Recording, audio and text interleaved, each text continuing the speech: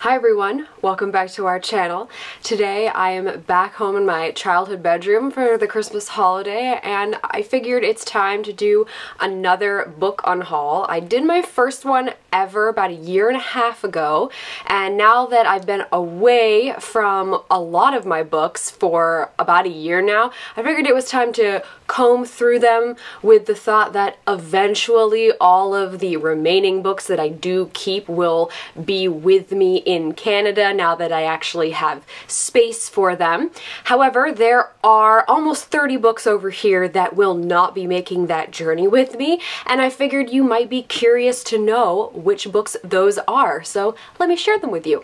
The first two books that I'll be unhauling are Half Bad and Half Wild. These are both by Sally Green. I read Half Bad probably 4 years ago now. This cover is so shiny.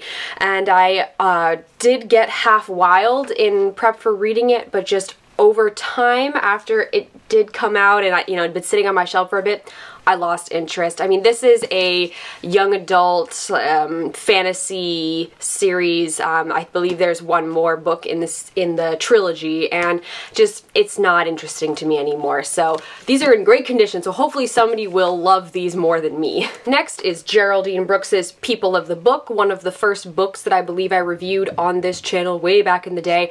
I really don't have any memory of it. I feel like I liked it at the time, but not worth keeping. Next one. Some of you may not like this choice, Extremely Loud and Incredibly Close by Jonathan Safran Foer. I was very underwhelmed by this book in the end. I had some expectations, I guess, and although there were parts of this that I liked, overall I feel no need to read it again. Random one here, The Nanny Diaries by Emma McLaughlin and Nicola Kraus. This book is a little beat up because my sister actually read it and really enjoyed it, so maybe she'll want to keep it, but yeah, and it's a movie tie-in cover, so whatever. I am finally parting with Never Let Me Go by Kazuo Ishiguro. I did a book rant discussion about this because I was just so disappointed in this book. I'll link it if you want to go watch it and find out why that was the case. Now I'm going to talk about a couple books that I never ended up reading. All of these books that I've talked about so far, except for Half Wild, I've read, and the majority of these books I have read, but there's a few that I decided to either DNF and will not be returning to, or just never ended up picking up in the first place, and I really don't see myself doing it in the future. This is a DNF, and it is Hope, Adventures of a Diamond by Marian Fowler. I tried to read this during Nonfiction November, but it just wasn't the right book for what I consider a readathon and trying to read as many books as possible in 1 month. So I did give it another go in December, and I was just disappointed by how dense it was. I was reading this book to learn about the Hope Diamond, but I was learning a lot about other people surrounding the Hope Diamond, so much so that I was like, where's the diamond? No, I'm not hearing that much about it, so I've given up on it. It's going away. After all these years of being on my shelves, it's finally time to let it go. Another book that I had that I believe I borrowed from somebody many, many years ago, and they no longer live around here, and that is An Unfinished Life, John F. Kennedy by Robert Dallek. At the time, which was a while ago, I had a lot more time on my hands. I wasn't doing BookTube. There wasn't as much of a push for me to read newer books that were coming out. I wasn't as aware of what was on the market, and so whatever I just happened to come across, I would pick up. And this at the time interested me, but I really don't think I will have the patience to read this now. I was kind of scanning through it, and this also seems very dense and just not something that I'm gonna be getting into these days. This one I'm a little disappointed that I'm getting rid of, but at the same time I feel like it's the right call. It's The Chronicles of the Black Company by Glenn Cook. This is a bind-up of 3 books, The Black Company, Shadows Linger, and The White Rose. I got this in the Barnes & Noble near my house, and it was on like super discount when I bought it. And at the time I was much more into fantasy. This was many years ago, and now it's really hard for me to get into fantasy these days, I find. I read the first couple pages just to see if it sounded like something that might keep my fancy now, and it's not going to. It's just, I was reading that first page and I was just like, ugh, no, I just can't do it. So there were a couple other books on my TBR here that I did wonder if I was going to read them ever, and I read the first page or so and I was like, yeah, I could see myself reading these. So those ones stay, but unfortunately the Black Company, Chronicles of the Black Company, going away. Now I have 3 books that go together but also don't go together at all. It is 3 of the Uncle John's bathroom readers. So back in the day, I read everything in Uncle John's biggest ever bathroom reader and Uncle John's gigantic bathroom reader. These, if you don't know, just have a bunch of short little info things, stories, funny anecdotes, and it's for like when you're on the toilet and you need something quick to read, but you don't have anything with you. These were much more popular before people had cell phones. Now everybody just brings their cell phone to the bathroom. But so I read all of these, not on the toilet, just just because I wanted to. And then I had another one that I found on discount somewhere, don't even remember where, and it's Uncle John's 4-ply bathroom reader. And this was apparently 4 books in one, all smushed together, but I might have started reading this one and then just never finished it, and I don't want to bring this book to Canada with me. It's not worth it, so I'm gonna unhaul it along with the other 2. The next 2 that I'm unhauling are some self-published books that Les and I both received over the years. It's Starfall and Star-Crossed by W.A. Fulkerson. The first book was alright, and then the second book, we, by the time we did get it, we were just that much more grown up and just that much more picky as readers, and we just didn't like it as much, and I don't ever see myself reading the next book in them, so I'm gonna get rid of them and maybe somebody else will like them. These next ones, a few that I just read and either barely have any memory of or really didn't enjoy that much. Under the Tuscan Sun, At Home in Italy by Frances Mays. I read it because it was, I think it was a library book sale grab, and it's not very long, and it was alright, but I'm never gonna read it again. Whatever. Then there was First They Killed My Father, A Daughter of Cambodia Remembers by Luong Ung. I was kind of disappointed by this book. I have a review of it up on Goodreads that I actually wrote, which I don't usually write reviews. If anything, I just film them and put them up on YouTube.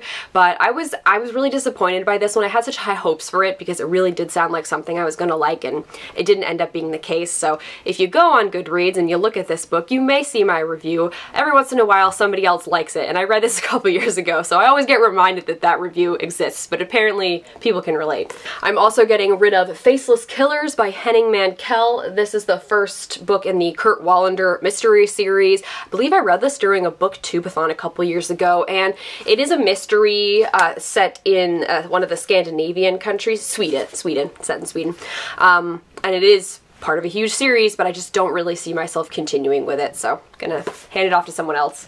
And I'm also getting rid of Super Sad True Love Story by Gary Shteyngart. This was a book that I did review on this channel. One of the first ones I did review way back in the day. I have no memory of this book. Like, I remember nothing of it. Sure, I could watch my review and it might remind me of some things, but yeah, I don't care. Yeah. These 2 books I have are 1 for the money, 2 for the dough. These are the first 2 books in the Stephanie Plum series by Janet Evanovich. They're like mystery series.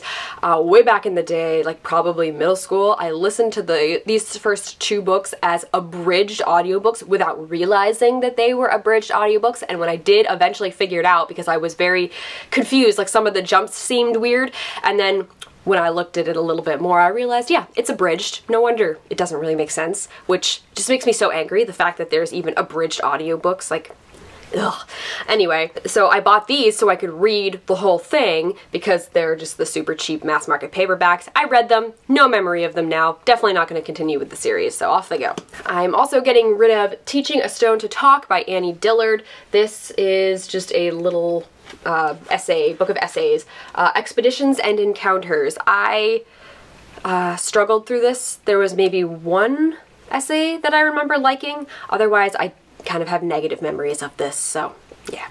And then I have this hunker here. It is The Stand by Stephen King. This copy has definitely seen better days. This was a hand-me-down from my cousin, and he probably got it from somebody else. And this was the edition that I read of The Stand, and although I didn't dislike The Stand, I feel like if I were to ever read it again, I would probably just buy myself a nicer copy.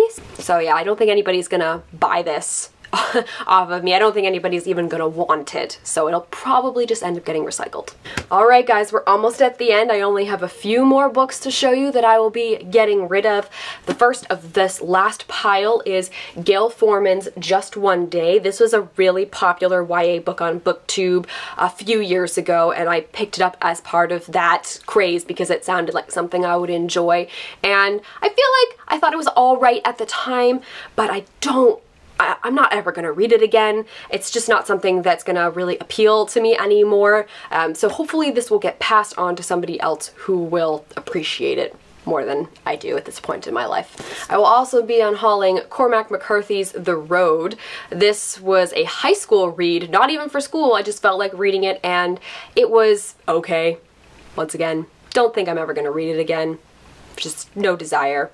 It is what it is. I'll also be getting rid of Hey Nostradamus by Douglas Copeland. I have read a couple of his books. He is an interesting author. He has a very strange sense of humor, way of writing. It's not for everyone, and sometimes with some of his books it doesn't sit well with me. I do have Girlfriend in a Coma and J-Pod by him, both of which I have read and I will be keeping for the time being because I have more positive memories associated with that one, but this one I just thought it was meh, so off it goes. Second to last book I'll be getting rid of is The Postmistress by Sarah Blake.